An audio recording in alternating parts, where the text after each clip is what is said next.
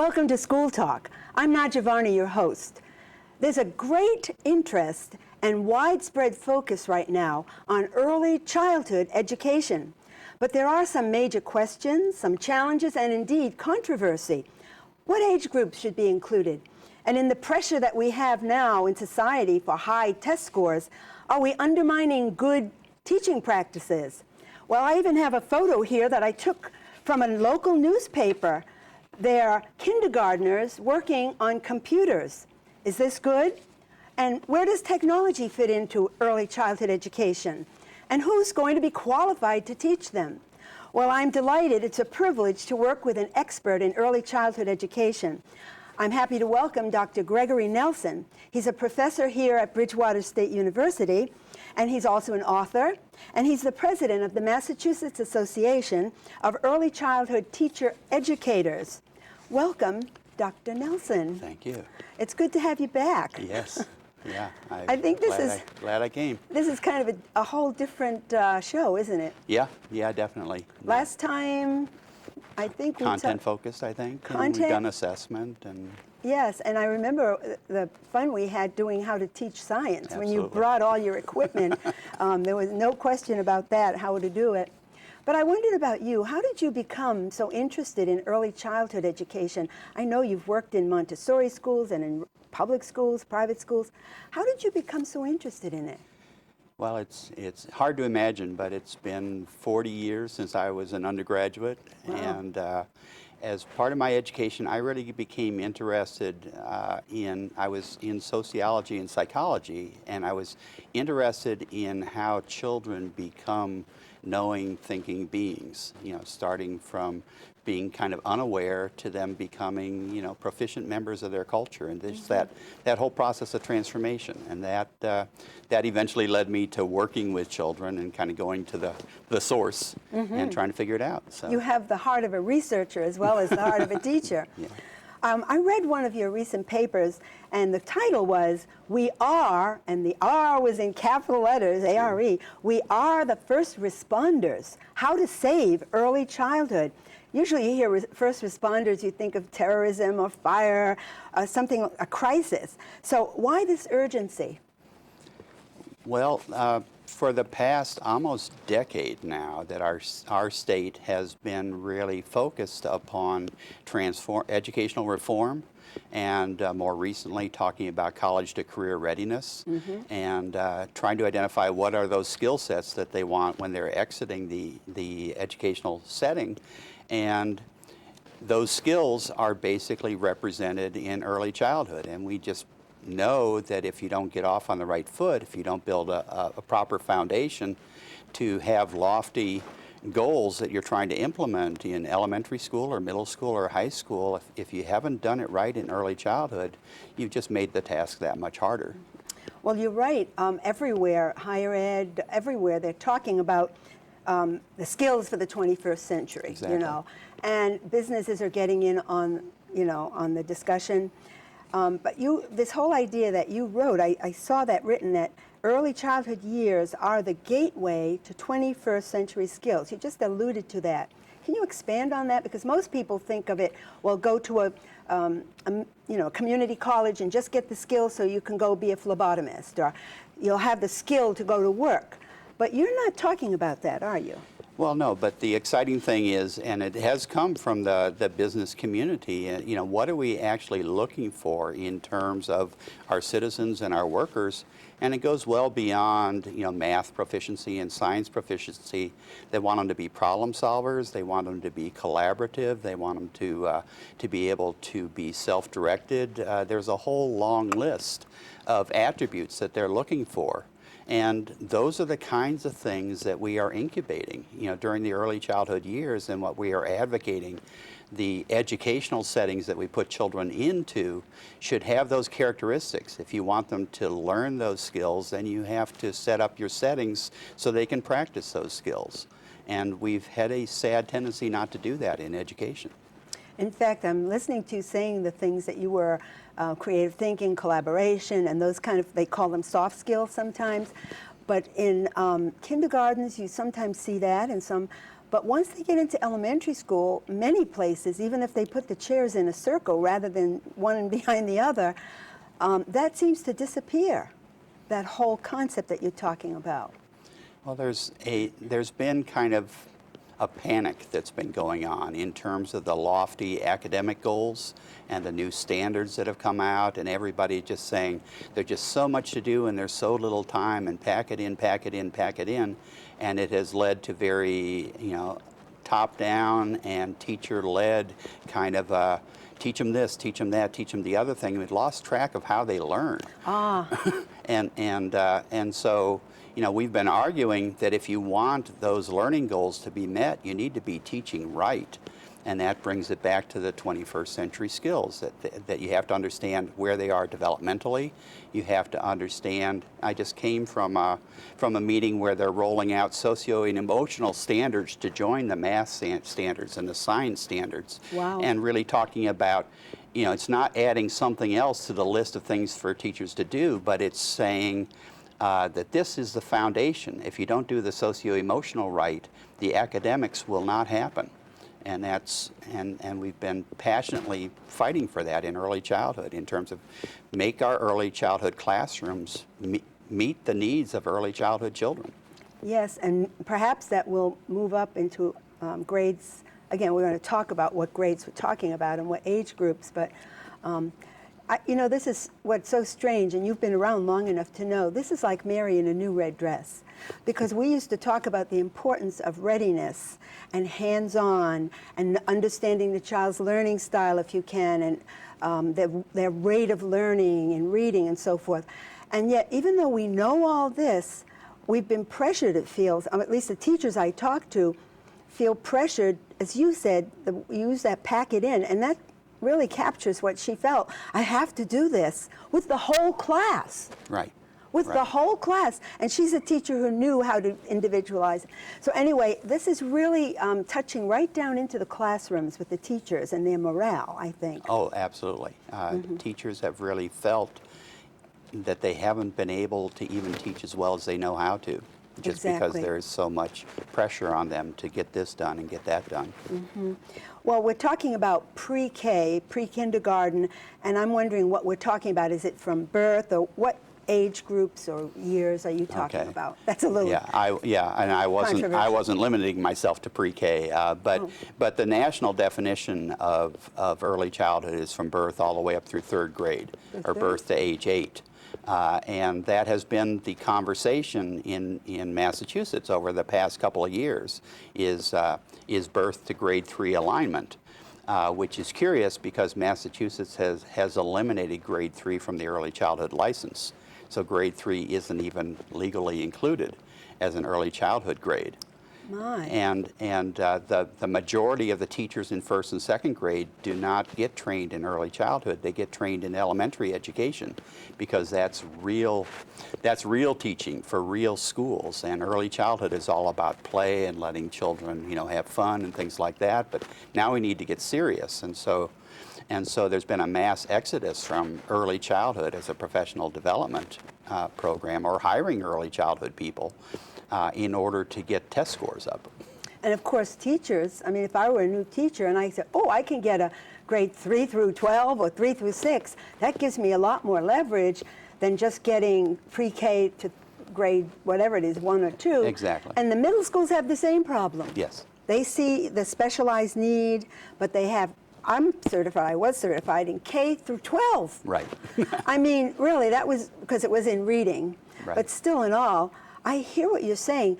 In other words, teachers are not being trained into early childhood education, pedagogy and methodology, and what they're supposed to really do. Right. So it's fully understandable why you walk into a first and second grade classroom and it's operating the same way as if you walked into a fourth or fifth grade classroom, because that's the elementary model of how to teach. And early childhood practices are frowned upon. Principals often themselves don't understand them, and when they see them happening, they kind of say, well, why don't you teach the way you're supposed to, kind of a thing. So there's a need for a change of consciousness of early childhood being distinct and not about saying, well, we want children to be comfortable versus we want them to learn. Early childhood is about teaching in ways that children can learn. We have no problem with the content standards, but let us teach in ways that are comfortable for children so they can meet those standards. And with your background, as you said I think you said in psychology and sociology. Right. So I imagine you see this in a much broader context than just go to college to teach second grade. You're seeing how children develop and learn and how they relate into the world sociologically. And I understand what you're saying, and it is sad to see that it's not happening in many places. In fact, just yesterday I received a magazine, I'm not sure, an educational magazine, and it had this huge picture of a young kindergarten child, and they're selling, it was a book company, publishing company, the new whatever for your kindergarten. And I thought to myself, wow, see, they're going to have all these wonderful textbooks for kindergarten. And I just shivered because of the truth that you're talking about today. I mean, don't you see that often, that they're trying to push books down into the kindergarten? Well, absolutely. And, in terms of books being the vehicle for teaching, say, oh, well, science is important, so we should use science content books so that they can learn science. And say, well, no, that's not how children learn science. They learn science by being scientists, not by reading science books. That not everything comes from reading, and actually reading is not the best learning modality for young children. We want them to learn how to read, but reading as the main way that they learn things won't happen until they shift out of the early childhood developmental period. So that age 7 to age 9 kind of a shift point is where, and we talk about learning to read versus reading to learn. Yeah. So we shouldn't use reading to learn primarily in early childhood. We want to get them ready to be able to do that once they move out of the early childhood age range. I remember when you were here before and we were talking about a particular topic, which I think it was science at that time, and I know you've written books on math for early childhood, and it was so hands-on and so clear to me as an adult, and I could see where the children now have developed a concept and an understanding, not just a method of you do this, push this, and that's what happens. Right. But they could actually understand and get a context for what you were teaching in science. Well, we have to go to a break, but when we come back, there's a lot more to talk about in early childhood. Stay with us, we'll be right back. Get your ass out. You're not sitting here. Yes, I am. Move! Give it to him hard! No. Every day, kids witness bullying. Why are you stabbing me with it? No. They want to help, Ow. but don't know how. Oh, you Teach your kids how to be more than a bystander. Visit StopBullying.gov. Dr. Nelson, we've been talking about how early childhood education seems to be divorced from a lot of other things that are going on in elementary school, but they've been talking about aligning the curriculum from pre-K all the way to grade 12. They've even had federally funded programs like Head Start, Title I, and other programs to try to improve the connection from early childhood into the elementary. And they think they're going to establish more readiness or fill in the gap so nobody will be remedial. Well, what's your view on this attempt to coordinate and align the curriculum? And I don't know if they can align best practices, but from pre-K through grade 12. What's your view on that? Well, I mean, there has been a lot of time, a lot of effort, and a lot of good work that's been done on alignment. I think there is, in terms of, we talk about learning trajectories, in terms of building learning trajectories that start with the youngest age set and move incrementally up through the grades, that has happened, and even between the public school and the private sector, that those documents, those guiding documents do exist, and they are well aligned.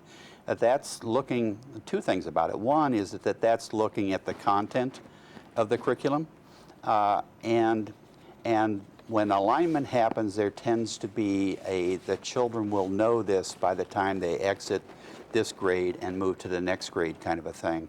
And there's an ignoring of the fact that children are remarkably variable, complex creatures, and the alignment of what is offered to children doesn't translate into the skill sets that all of those children have in moving from one grade to another. So there's this kind of the cattle chute or factory model kind of a mentality.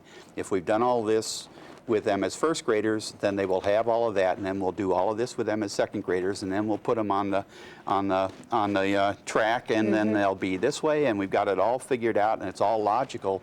But children don't learn that way, and they don't learn at that rate. So educational classrooms tend not to prepare for the fact that not everybody in second grade has those skills that were in the first grade curriculum. And what do I do about them? Do I just say, well, sorry, this is what we're doing this year, too bad for you, kind of a thing? So there's, again, that developmental mismatch as an educational system for us to have that differentiation to meet the full range that actually exists in each grade level, rather than just saying, you know, you kids have to fit, you know, you round kids have to fit in these square holes, kind of thing. And it's sad, and it's hard, and teachers don't quite know what to do if they're expected to teach this stuff, but their kids aren't ready for that stuff. That's been a big part of what teachers have struggled with. And what's so surprising to me is that I was in education for a long time. That problem has existed, and I thought with all this attention to alignment that would have been, you know, bettered and improved. At least back then, they did have groups recognizing that some children still want to play in the sandbox. They're not ready to take a pre-primer or a book in first grade. At least the teachers were trying. But now I hear that in many cases, one teacher said, I have to present particular content to the whole class. And she said, Nadjia, I know there are children sitting there don't have a clue what I'm talking about, and others that are bored to death, they could just go read their own books. Exactly. So she sabotages the system by, in the afternoon, she splits up and tries to meet their needs. But this is a shame that some policies are not really taking individual differences into consideration. And one of the things that is really, you know, taken a hit with this whole thing is that the curriculum has been so siloed. You know, so early childhood children better learn multiple skills mixed together as they pursue topics of interest. But thematic instruction that has social studies and science and math and literacy skills woven into it has disappeared, because now it's language time, now it's science time, now it's social studies time. And how do we find enough time in the day? It's because you're trying to teach everything separately rather than trying to teach things together. And we know that in early childhood, it becomes trickier for the teachers to document the math skills, the science skills, the social studies skills, because they're not happening in separate time packets.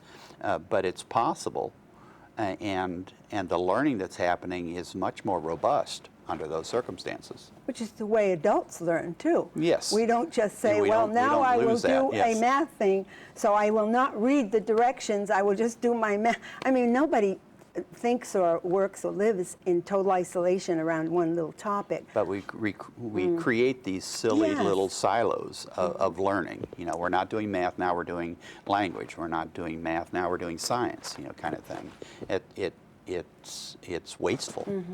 I recall some years in reading, we had a strong reading emphasis in the early 80s or so, and we talked so much about teaching in the content areas, which was our attempt at the high school level to get people to integrate thinking and language skills with the content. Exactly. But again, something happens. It could be that underneath all of this is funding, and when funds are pulled out, people go back to practices often that preceded them. Well, one of the things that's made it more difficult is, especially as like the Common Core subjects roll out, is that they've divided everything up into the standards by 1-year increments kind of thing, which doesn't allow that across the span of this 2 or 3 years. We want the children to become increasingly better at this skill. It's no.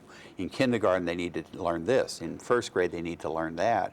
And it makes the box that much smaller and makes it much less child-friendly. And to it do also that. must make children feel like failures when we say to the parent, no, I'm sorry, your child didn't finish all of this that we expect in kindergarten. There are a lot of bad connections to self-esteem and parental hope for great education. Absolutely, absolutely. Well, you know, you mentioned a little shift earlier. You said around the 7 to 9 age group, people read to learn, or, you know, which is different from the early childhood and beginnings of literacy. So I wonder if you could talk about why it's important to recognize that time of shifting and why it's so crucial to understand early childhood education. Well, if you spend, I mean, even if you look to the the seminal theorists and so forth, but you can just look historically, you can look globally at cultures that are industrial cultures, pre-industrial cultures, whatever, that in all societies across history, that they have looked for expecting different things of young beings when they are 5 and 6 than they look for in them when they are 8 or 9. That they recognize they are much more adult-like in their physical abilities, in their cognitive abilities, in their social abilities, in their language abilities. When they have passed through that divide, they are different kinds of beings. And before that, they think differently, they process information differently, they learn differently. And so every society has treated them qualitatively differently on either side of that divide.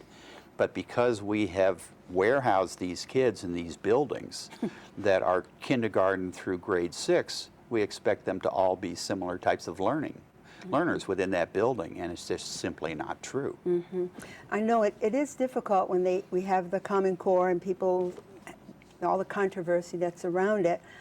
But when I was teaching reading, they called it a scope and sequence, all the different skills that had to be built up. But it wasn't, you didn't have to force it to happen at a certain grade level. So the whole idea about literacy for early childhood is very different, isn't it, from that 7 to 9 age group? I think you said it well, the beginning is to learn. Yeah, that they learn to read, and then beginning to read to learn. But in early childhood, we also recognize that the wellspring from which this comes is language, is oral language. Thank you. Yes. And so the reading and the writing are ways of encoding speech, and as they master speech and use speech and try to communicate. And try to understand other people's communications, that it dovetails into wanting to use these special codes, which we call reading and writing. But what we are really doing is developing language in early childhood. Which is what reading is, just written down. Yeah, exactly. Well, I was a great proponent for the language experience approach, which was what I think about, I can say, and it can be written down and can be read back. That's the concept, rather than you must sound out every letter. There has to be a combination. Yeah. Well, and they read best if they're interested in what that text says, and they write best if they really want somebody else to understand what they know, kind of thing. So if you give them a purpose that makes sense to them, oh, I want to learn more about this topic, here's a book about it. I want to figure out what this says. Or I really want to write down all this great stuff that I've learned so that other people can know it too. They put great effort into doing that as well as they possibly can. And that motivation is there. So you want motivated learners. You can't just say, oh, it's really important for you to have these skills and stuff, and learning is hard, but just pay attention and do it because you're going to need it later. And they just sit there. And then they just sit there and say, when is it going to be recess? Exactly.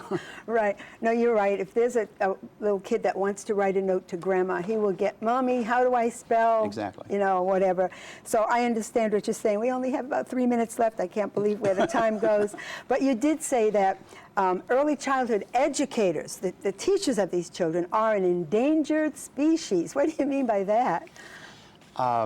Well, that we have, that it is actually practice in school districts in this state to advertise for first and second grade teachers and to actually say elementary license required, kind of thing. I did a composite survey of just finding out who was teaching first and second grade in Massachusetts, and 70% of the first and second grade teachers, which is a overlap licensure, 70% of them were elementary and had never taken early childhood. So even the early childhood people we train go into schools that are dominated by the elementary mentality, and in an effort to fit in, they try to teach much more like what the majority of the teachers are teaching like, so they become much more elementary-like. So there's no foothold really for early childhood practice to really establish itself within the schools, because they're not encouraged to go into early childhood teacher preparation in the first place. Mm-hmm. And this is sad because we're putting more and more young children into schools or into learning situations. In just the last minute that we have left here, I think if you were to give a suggestion or an implication from what we're talking about for, let's just say, higher education, you're preparing the teachers in early ed, what would you say needs to happen or is happening at this level?